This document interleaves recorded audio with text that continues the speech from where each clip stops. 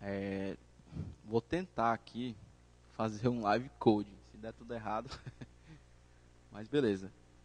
Eu vim falar um pouquinho sobre Kotlin. Kotlin é uma linguagem de programação. Aliás, desculpa, eu vou introduzir aqui primeiro.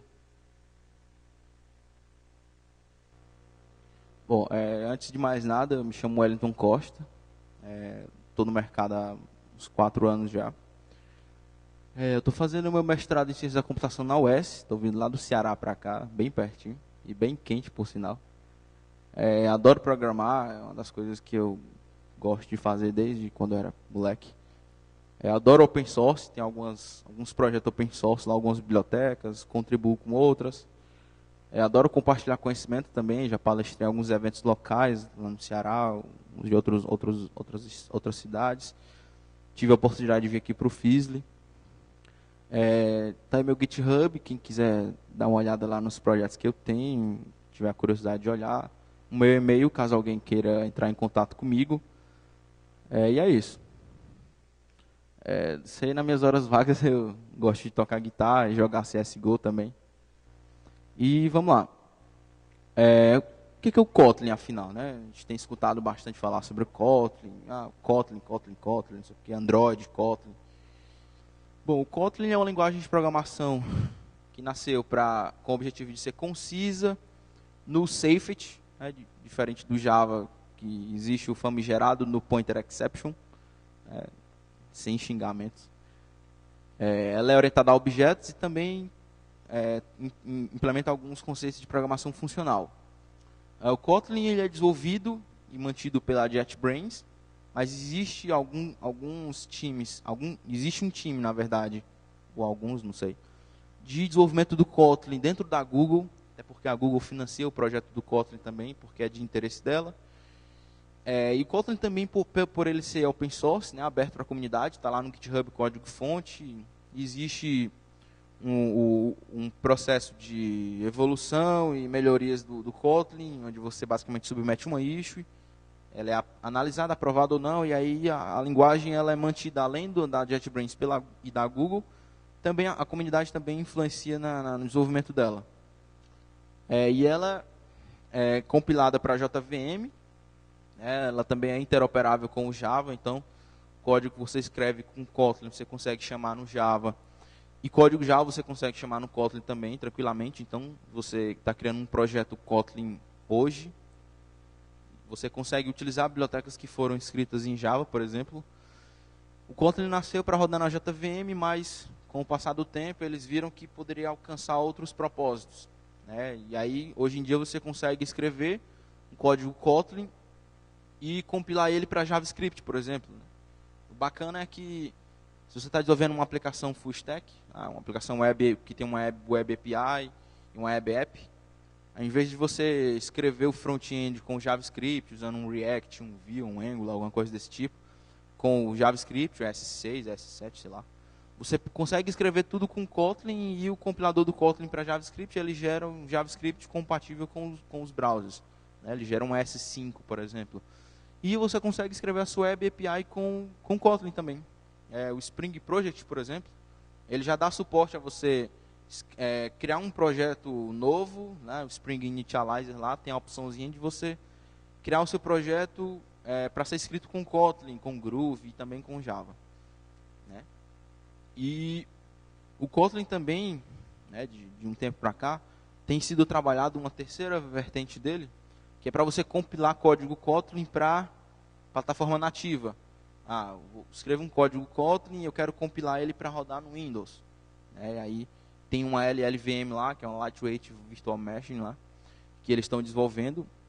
Inclusive já tem uma versão estável para você testar, mas suporta algumas plataformas. Você consegue compilar para Windows, para Linux, para Mac e para iOS, para Android também, obviamente. E o Kotlin também tem sido, né, no Stack Overflow, para ser mais exato, a última vez que eu vi, a segunda linguagem mais amada de 2018. Não é à toa que existem diversas conferências pelo mundo aí falando sobre Kotlin, além da Kotlin Conf, que vai acontecer agora nos próximos meses. E, além do mais, o Kotlin, ele agora também é uma linguagem oficial para desenvolver para Android. Então, você pode startar o seu projeto Android hoje escrevendo tudo em Kotlin. Inclusive, até o seu layout que você escrevia em XML, por exemplo. Existe uma biblioteca que é desenvolvida pela JetBrains e pela Google também, que se chama Anko. E essa biblioteca, através de uma DSL que ela expõe, você consegue escrever os seus layouts que eram escritos em XML em Kotlin. Um grande benefício disso, só abrindo um parênteses, é que com o Anko você tem uma velocidade na renderização do teu layout de 400 a 600%. Porque o XML ele é interpretado em tempo de execução. Então o Android pega aquele teu XML, faz um parse, monta a árvore de objetos, tudo isso em execução. O Anko não, ele já faz tudo pré-compilado, só para ser instanciado quando o aplicativo for executado. Então, o Anko tem sido uma alternativa mais eficaz ao XML. E muitas empresas, como o Nubank, por exemplo, têm utilizado o Anko bastante. Bom, essa aqui tem outro slide sobre o restante da agenda, mas basicamente o que eu pretendo falar, se eu conseguir falar tudo. Primeiro eu vou falar sobre Data Classes, que acho que é a funcionalidade mais legal do Kotlin, por ser uma coisa muito corriqueira no dia a dia da gente, de criar classes que representam dados. Depois eu vou falar um pouco sobre declaração de propriedades, né? E aí tem o famoso var e val, que aí entra um pouco de imutabilidade. Vou falar sobre late initialization e os null labels, né? Como eu falei anteriormente, o Kotlin, por ser null safety, você só consegue uma null pointer exception se você dizer para a linguagem que você quer que aquela propriedade seja nula, por exemplo. Depois vou tentar falar um pouco sobre functions, né? Como declarar uma função, como chamar ela, os parâmetros default, o que é uma função de alta ordem, lambda expressions e funções anônimas, funções inline, extension functions, que também é outra coisa muito legal do Kotlin, que para quem já trabalhou em C# deve saber como é que funciona, e infix notation, que é outra coisa bem legal do Kotlin, que traz um pouco da programação funcional também. Depois vou falar um pouco sobre expressões corriqueiras do Kotlin, como você declarar coisas em top level, para você declarar uma função, sem precisar estar dentro de uma classe, por exemplo. Interpolação de string, né, que no Java a gente faz ou por string format ou por concatenação mesmo. Como você melhorar os seus returns no seu código Kotlin. Como você criar um laço for, um switch, e o Elvis Operator, que é um negócio bem legal que o Kotlin trouxe também, que você deixa o código um pouco mais limpo. Por fim, vou falar um pouco sobre a interoperabilidade com Java, né? Você chamar um código Kotlin no Java e chamar um código Java no Kotlin. E no final, se der tempo, vou fazer uma introdução bem rápida sobre o que é que o Kotlin traz para a gente para lidar com programação assíncrona, que é o coroutines, né? Coroutinas. Bom, vamos lá começar aqui o live coding. Vai ficar um pouco complicado de escrever e falar no microfone aqui, mas eu vou tentar fazer o máximo que eu puder. Pendurar a cena. Legal. Vamos lá.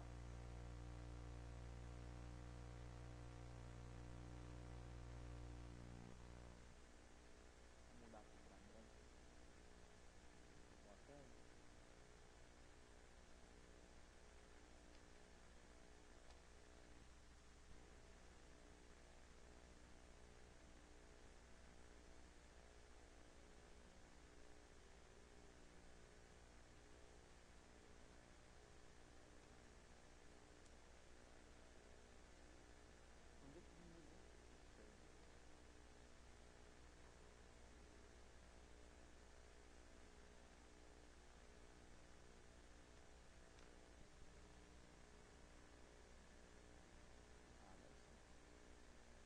Vou mudar aqui para fonte para branco, para ficar mais fácil. O tema aqui.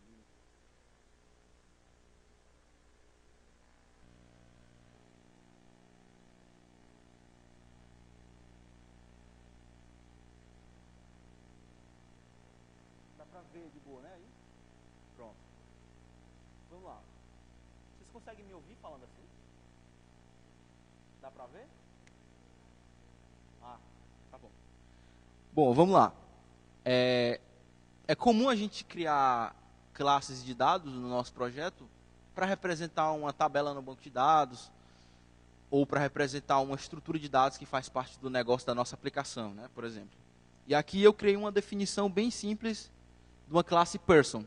Essa classe tem 3 propriedades. Propriedade name, e-mail e phone, né, telefone da pessoa. E aí eu tenho aqui um construtor, né, que recebe os 3 parâmetros, né, um construtor com todos os argumentos. E aqui embaixo eu tenho os métodos get, set. Trivial. Todo mundo já deve ter feito algo parecido, pelo menos uma vez, programando em Java. E o problema disso daí, né, em termos de código, em termos de velocidade de desenvolvimento, é que, por mais que as ferramentas, as IDEs, gerem esses get sets para a gente, os construtores, querendo ou não, a gente acaba escrevendo isso. Né? Em algum momento a gente acaba escrevendo ou tendo que modificar um get set, alguma coisa desse tipo. Sem falar que muitas vezes é necessário você escrever o método equals, o método do hashcode e o método toString, para você ter uma característica mais forte do que aquele teu objeto está representando, para você conseguir distinguir de fato um objeto do outro. Né? E aí você acaba tendo que escrever isso mesmo. Por outro lado, no Kotlin, a gente consegue fazer isso daqui numa linha só.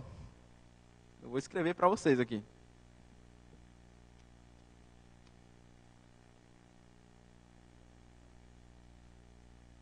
Melhor, eu vou dar um Ctrl+C, Ctrl+V aqui.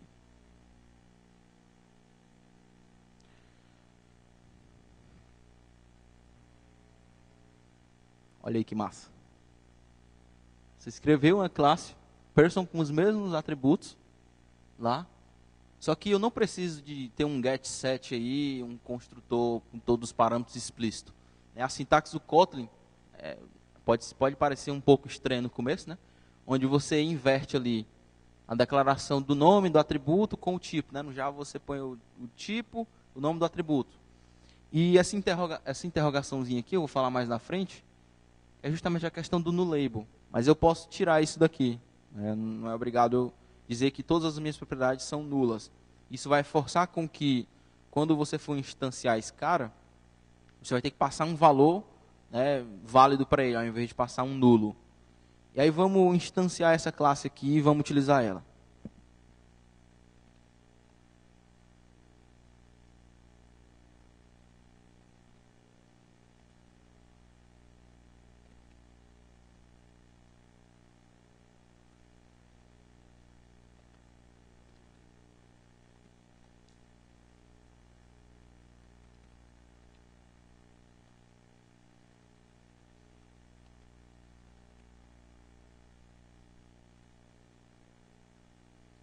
Bom, eu criei um método main aqui no Kotlin. Notem que não precisei criar uma classe para criar o meu método main. Eu posso fazer tudo dentro de um arquivo só, que é o que eu tinha falado lá do top level. Basicamente é isso. E aí vamos rodar esse código aqui para ver o que é que dá. Se não der nenhum erro, né? Vamos lá. Compilando. Build. Opa, tá aqui. Beleza. Eu esqueci de dar o print ln, legal.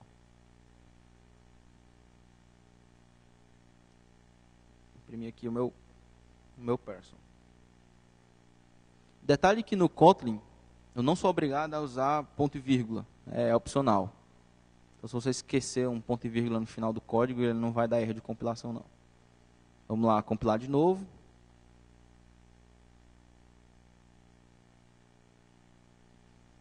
Bom, ele imprimiu aqui person, arroba, o hashcode do meu objeto em memória, né? Por quê? Porque o class no Kotlin é a mesma coisa que você criar esse public class no Java sem escrever o seu toString. E aí no Kotlin existe uma palavra reservada que se chama data. O que é que esse data quer dizer para mim? Eu estou informando para o compilador do Kotlin que essa classe ela é uma classe de dados. Por classe de dados, entenda-se. Ela é uma classe que os seus atributos automaticamente vai ser gerado o toString, o equals e o hashcode para a JVM. Então eu não precisaria escrever isso. Basta eu utilizar a palavra reservada data do Kotlin, que ele, quando gerar o bytecode, já vai gerar tudo isso para mim. Então vamos rodar aqui de novo para ver o que ele vai printar aqui no console. Olha lá. Como ele já implementou o toString, né, o toString dele é basicamente isso. É o nome da classe, aí entre parênteses o nome da propriedade e o valor dela separado por vírgula. E aí eu vou tirar aqui o data de novo para exemplificar a questão do equals e do hashcode. Vou criar aqui uma outra instância da classe person com as mesmas propriedades.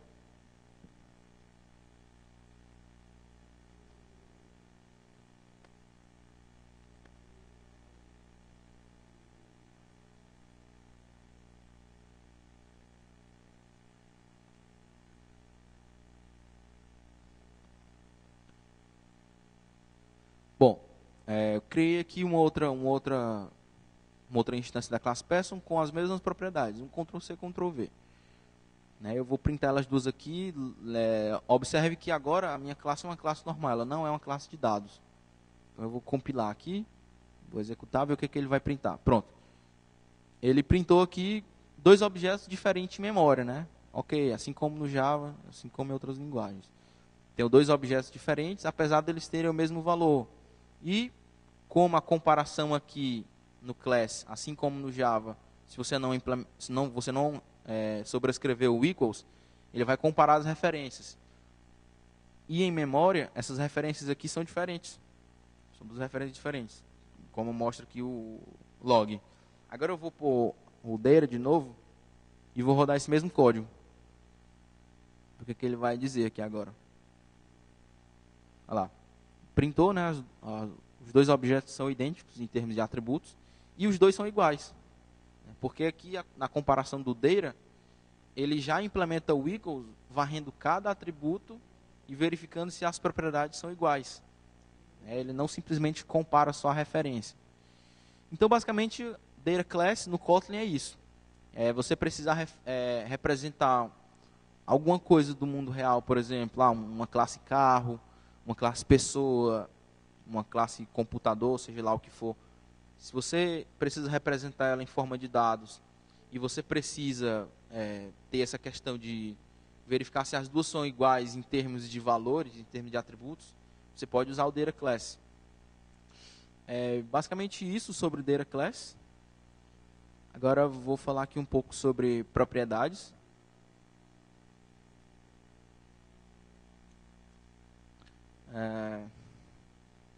Vou criar a mesma classe person. Vou falar um pouco mais detalhado sobre as propriedades que ela tem. Vou copiar aqui.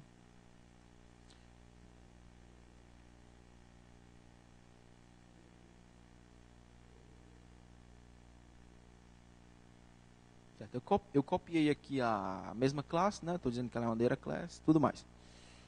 No Kotlin, existe um conceito de mutabilidade que vem lá da programação funcional, que é basicamente prega que o seu estado ele não muda, ele evolui. Por mudar, quer dizer que a referência é a mesma.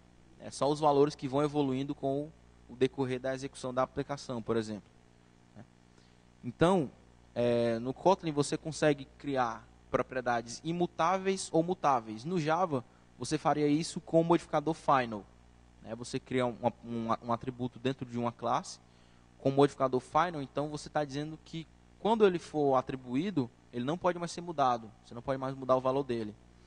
E aqui no Kotlin você faz isso, a palavra reservada var, ela quer dizer que aquilo ali é uma variável, você pode mudar o valor dela quando você precisar.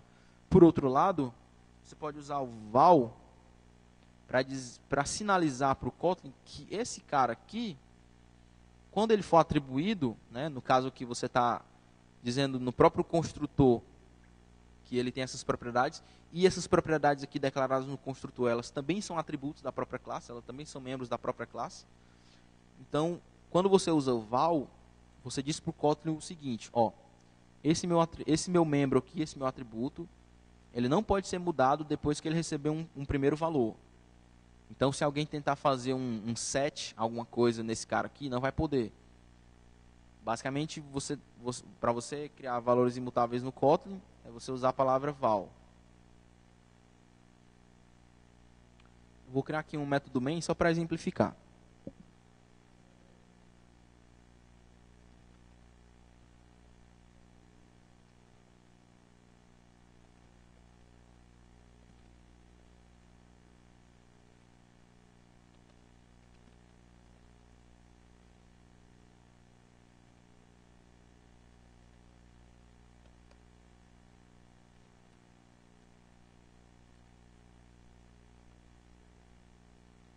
Assim como no outro exemplo, eu criei um valor do tipo pessoa. Né?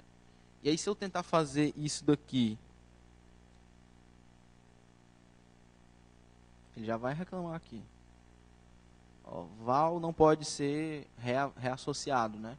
Então, o compilador já me disse que eu não posso reatribuir um cara que é um val.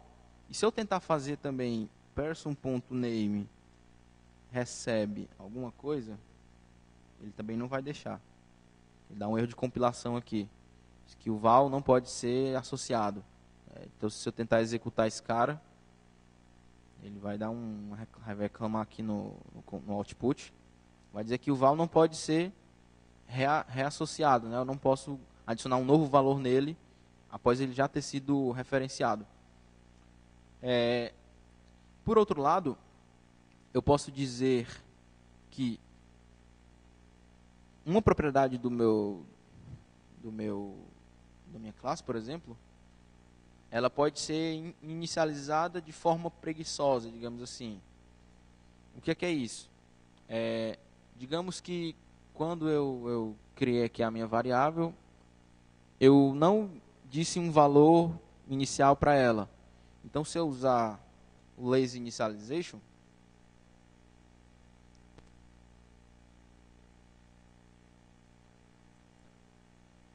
mas aqui deve ser um var.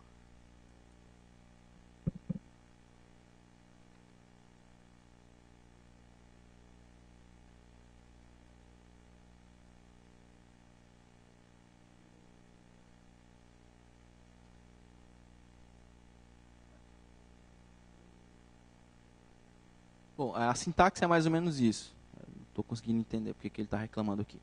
Mas o que é que vai acontecer aqui, quando isso aqui for executado, né? Se não tivesse reclamando aqui o compilador? Quando eu chamar essa classe person, se eu não passasse nenhum valor default para name, ele automaticamente ele iria associar esse valor aqui, o Wellington, para essa variável. Eu não precisaria inicializar um valor padrão para ela. Basicamente, a inicialização preguiçosa é isso.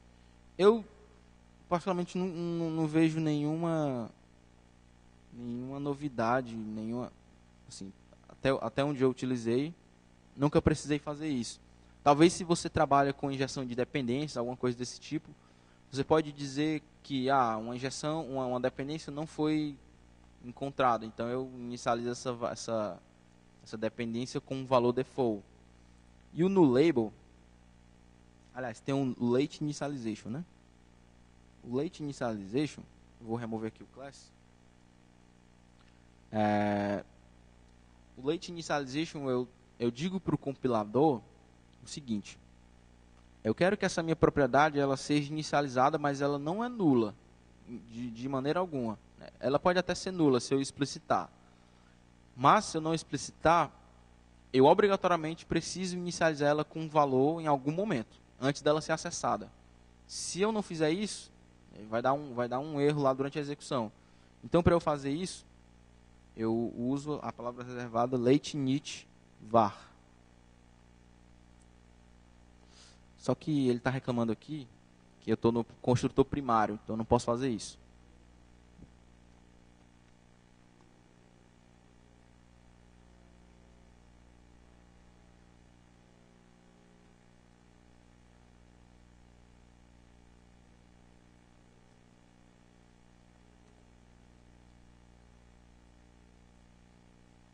o que aconteceu aqui agora? Pronto. O que aconteceu aqui?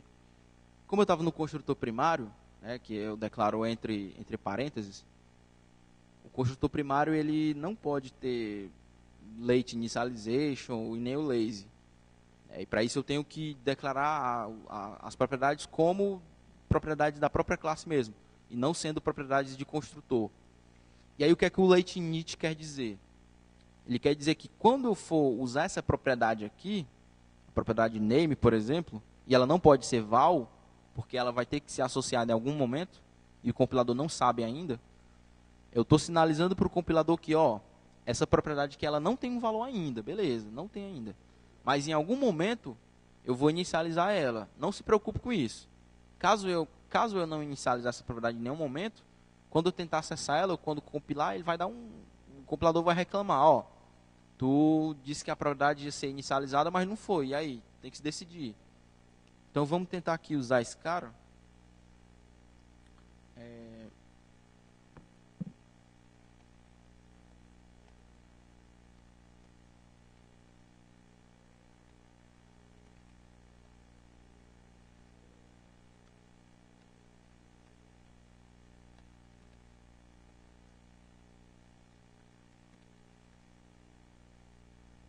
Assim, detalhe. Como eu marquei aqui como val, ele está dizendo que eu não posso reatribuir, né? Então eu vou só marcar aqui para var, para ficar tudo funcionando aqui de boa, para a gente associar um valor padrão. E aí você pode, se você quiser, né, já aproveitando aqui o momento, você pode dizer que uma determinada propriedade ela tem um valor padrão, né? Nesse caso aqui eu estou dizendo que é branco. Eu poderia dizer que era nulo, mas eu não quero que aconteça no pointer exceptions no meu projeto.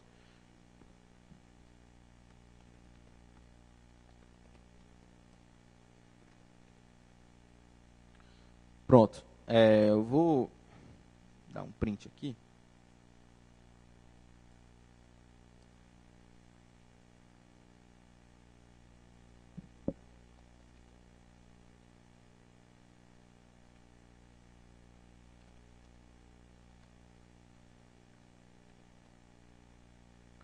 Ok, vamos rodar aqui.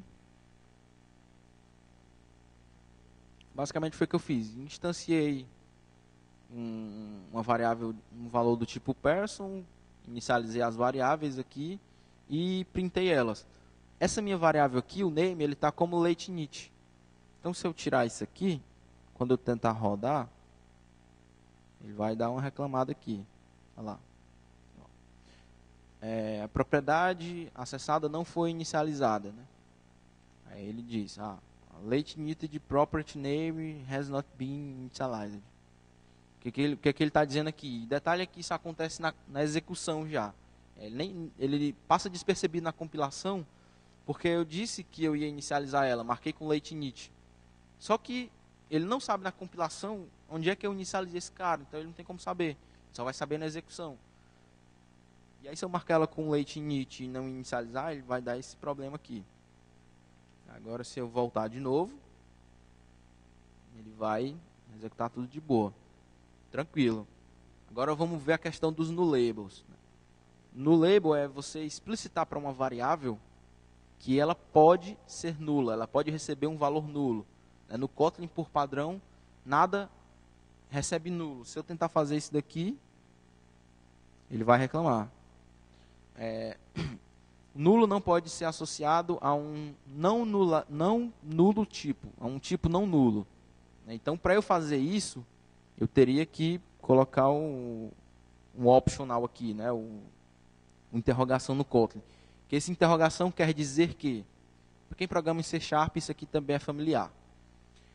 Essa interrogação quer dizer que essa propriedade ela pode ser nula, ela pode receber um valor nulo. Então, se eu rodar esse negócio aqui, vou comentar aqui o e-mail, por exemplo, ele deve me printar nulo. Printou aqui o nulo. Se por um acaso eu tentasse acessar esse e-mail aqui, sem ter atribuído ele, né, fora do println, porque o println ele passa nulo para nulo o texto. Mas se eu tentar acessar esse cara aqui em algum momento, sei lá, fazer aqui person ponto email ponto or empty. Melhor. Vamos ver outro método aqui.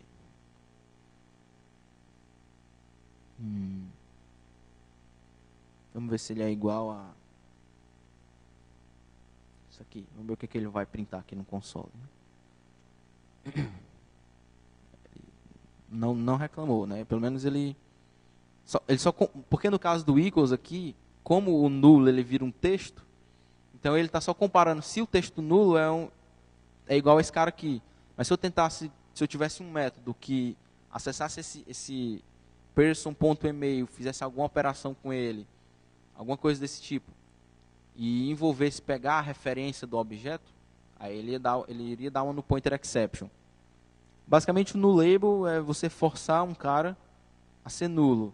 Mas, como todo bom programador no Kotlin, a gente não quer isso. A gente não quer que o nosso projeto esteja no pointer exception, né? Senão a gente voltaria para o Java. Só piada mesmo. Beleza. Vamos para functions agora. Estou achando que o tempo não vai dar para falar tudo não, mas vamos lá.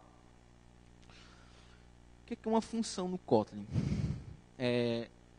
Uma função é como se fosse um método no Java. É uma função que ela recebe parâmetros, retorna um valor dado o seu processamento, ou retorna nada. Ou ela pode também ter nenhum parâmetro, por exemplo. Então, a sintaxe de uma função, ela se inicia pela palavra reservada fun, né, de function. E aí você dá um nome para ela, sei lá. Dá um nome qualquer aqui. E você inicializa ela você marca ela com os parênteses e as chaves. Essa aqui é uma função. O valor de retorno, se você não quer retornar nada, você não precisa explicitar. Mas, se você quiser retornar alguma coisa, você põe 2 pontinhos e o tipo do retorno. Vamos aqui retornar um string, por exemplo. Eu estou dizendo que essa minha função ela retorna um string. Então, eu vou dar um return.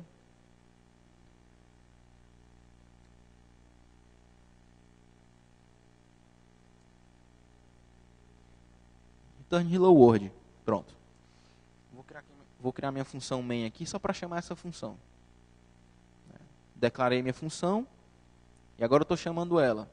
Agora vamos executar esse método main aqui para ver o que ele vai me printar no console. Legal, esqueci de dar o hello e esqueci de dar o print ali. Droga.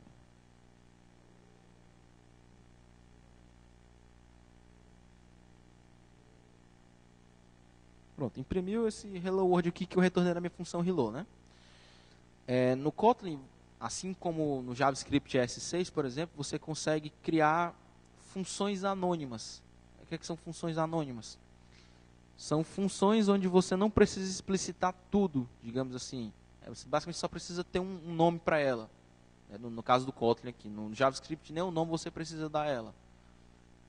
E aí como é que a gente cria uma função anônima aqui no Kotlin, por exemplo? Vou criar uma outra função chamada sun. Ela recebe 2 valores. Vou criar aqui uma do tipo int.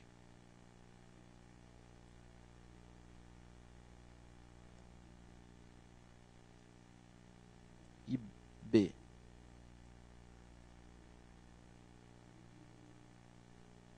Na verdade é só int, não é integer não. Integer é no Java. Bom. E essa minha função, ela retorna int. Trivial. E aí... eu esqueci de dar um nome aqui para ela, né? Óbvio. E aí eu vou dizer o seguinte. Só com a mão, else. Estou dizendo que essa minha função recebe 2 parâmetros do tipo inteiro. E o nome dela é sum, né? Obviamente ela vai fazer uma soma. Return A mais B. Beleza. Trivial também. Dá um print ln aqui.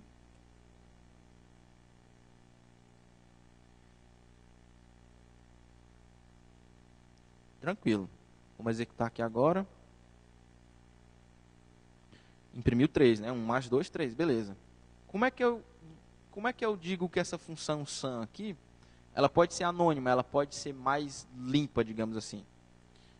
Eu posso omitir aqui os brackets, posso tirar o return, e sim, posso omitir também o tipo do retorno e simplesmente fazer isso aqui.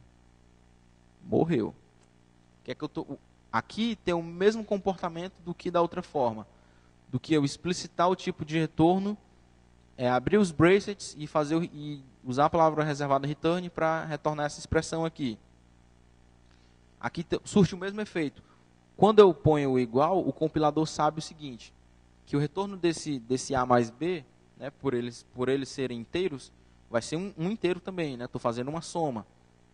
E quando eu uso o igual também, eu já estou dizendo que quero retornar o resultado dessa operação aqui, dessa soma. Então, se eu executar, vai dar a mesma coisa. 3 também. É trivial. Agora, na programação funcional, existe um conceito de High Order Functions, que são funções de primeira ordem.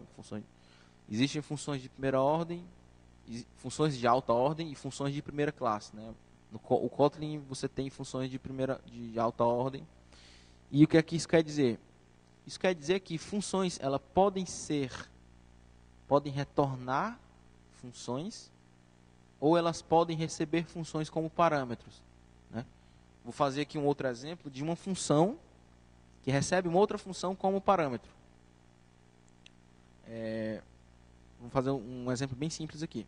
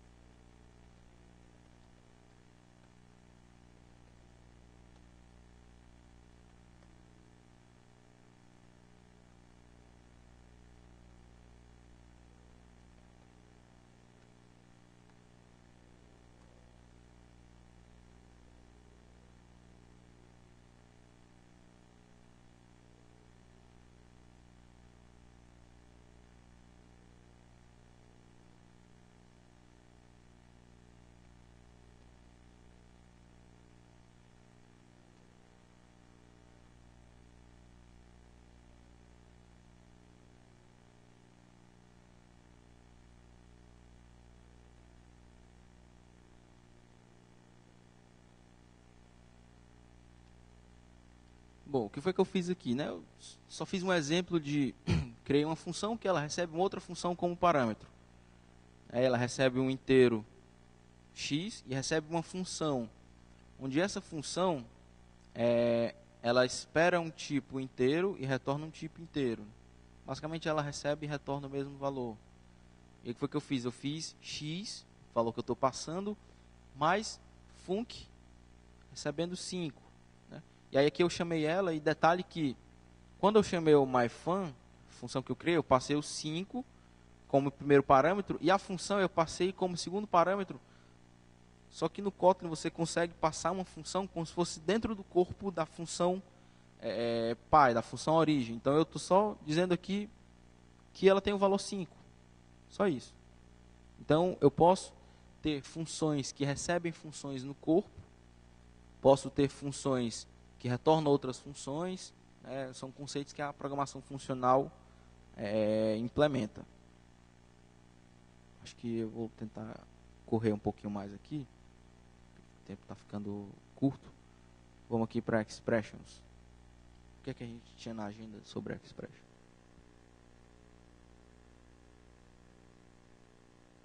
Certo. Então, aqui, top level. Vocês notaram que nos exemplos que eu escrevi anteriormente, eu não precisei criar uma classe raiz para criar um método main, por exemplo. Eu fiz tudo dentro de um arquivo só. E isso é legal no Kotlin porque não te obriga a ter que escrever uma classe só para ter um método main, ou escrever uma classe para você criar uma outra classe dentro, para que você possa criar suas abstrações e tudo mais. No primeiro exemplo lá, no mesmo arquivo eu criei uma classe de dados, uma data class, e criei uma função main que instancia essa classe de dados. Então, resumidamente, isso é só declarações top level no Kotlin. Você não é obrigado a criar uma classe geral que engloba as suas operações dentro, as suas subclasses, o teu método main e suas propriedades. E como é que no Kotlin você consegue fazer a interpolação de strings, concatená-las, de uma forma bem mais prática do que você simplesmente usar o mais no Java, né, para concatenar strings. Então eu vou fazer um exemplo aqui bem simples de como é que eu posso concatenar strings no Kotlin.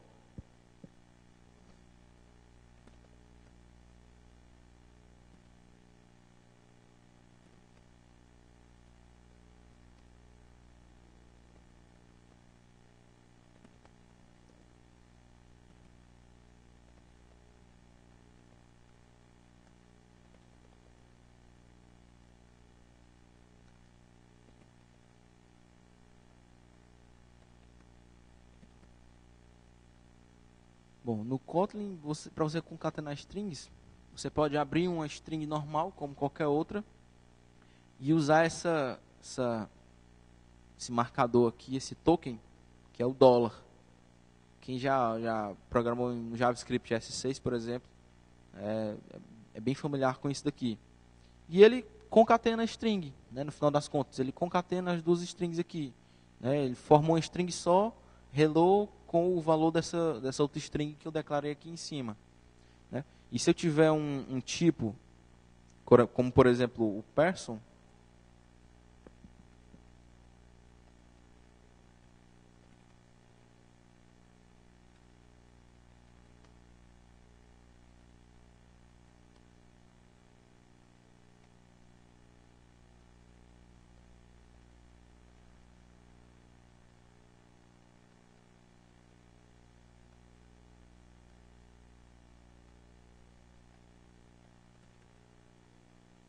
a única diferença aqui é que quando eu uso o operador ponto, eu preciso colocar ele dentro de um par de chaves, né? Porque se eu colocar só dessa forma aqui, ele não vai funcionar. Ele vai entender esse cara aqui como se fosse outra string. Então, para o Kotlin, para você fazer a interpolação de strings em atributos de classes, você precisa usar o par de chaves, por exemplo. Vai surtir o mesmo efeito. Basicamente, a interpolação no Kotlin é trivial, é só isso. Return, né? Vamos falar aqui como é que a gente pode otimizar o nosso return. A gente viu lá que a gente pode criar funções anônimas que eu posso omitir o return, por exemplo. Né? Mas, por outro lado, eu posso ter funções que têm uma série de condicionais nela e essas condicionais retornam um valor ou outro valor, por exemplo. Vou criar um exemplo simples de uma função aqui que ela recebe um tipo de moeda, né, dólar, euro, real, e ela retorna o nome por extenso dessa moeda. Só para exemplificar como é que a gente pode otimizar o nosso return.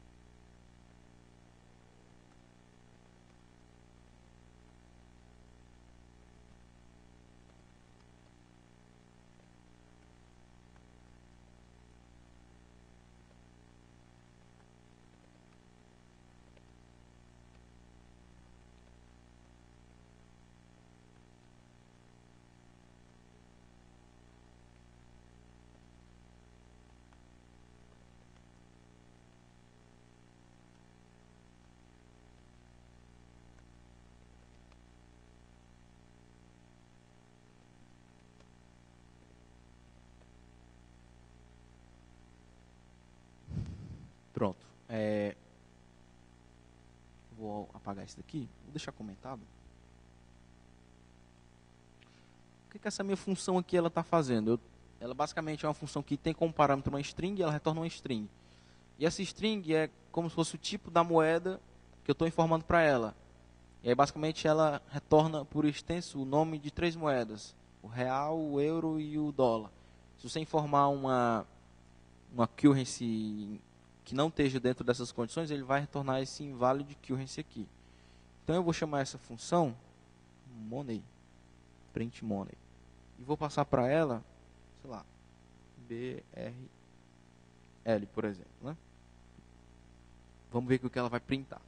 Deve printar real, que diga. Ah, droga, porque eu sempre esqueço de botar esse print alien aqui.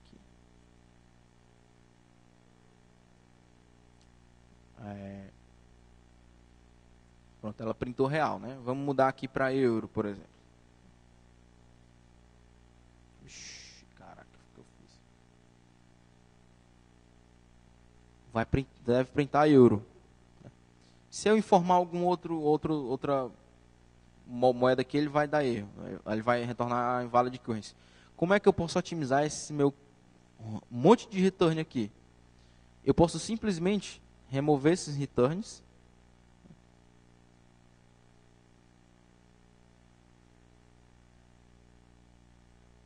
Posso remover todos os returns e colocar esse return bem aqui. Vai surtir o mesmo efeito. Melhor ainda, eu posso tirar esse return, transformar essa minha função uma função anônima, digamos assim, removi também o tipo de retorno e ela vai surtir o mesmo efeito. Eu posso otimizar os meus returns dessas formas. Posso transformar a minha função que tem uma condicional de ifs com um return só no primeiro if. Posso transformar minha função numa função anônima, por exemplo, onde eu omito o tipo de retorno e ponho só um igual aqui. Vai surtir o mesmo efeito. O for, vou fazer um exemplo aqui.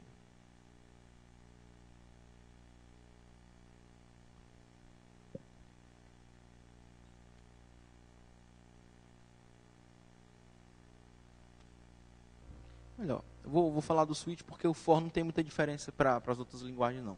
O switch ele é um pouco mais interessante, porque dá para a gente fazer essas otimizações que a gente fez nesse primeiro método aqui.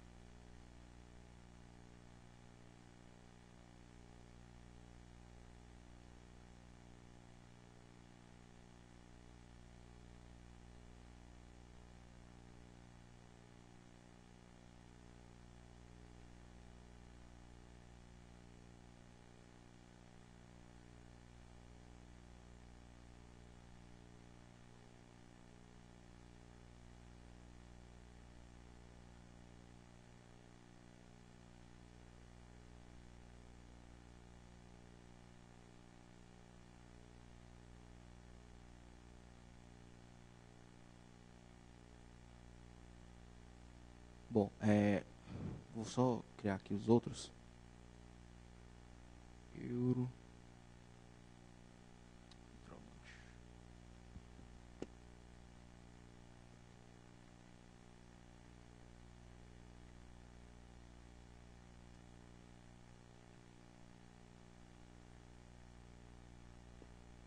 Bom, quando eu declaro meu switch no Kotlin, não é bem com a palavra reservada switch, é com esse when. Esse when quer dizer quando um determinado valor for alguma coisa, então você tem as seguintes opções. Né? Se for BRL, retorna real e assim por diante. Se não satisfazer nenhuma das condições anteriores, retorna esse invalid currency, né? É mais limpo do que o if, né? É mais enxuto até. E também eu posso fazer com a mesma sintaxe que eu fiz antes, né? Sem usar return, por exemplo. Eu posso simplesmente dizer que essa função é uma função single line, né? que a gente chama, onde na real ela tem só esse igual aqui, é uma função anônima, onde eu estou omitindo o tipo de retorno e o return propriamente dito. Então, se eu executar aqui, vai surtir o mesmo efeito, né? Essa é a sintaxe do switch dentro do Kotlin. Próximo é o Elvis Operator. O Elvis Operator ele é uma forma mais fácil de você escrever suas condições ternárias, por exemplo. Você, para uma condição ternária, é bem simples. Vou escrever aqui.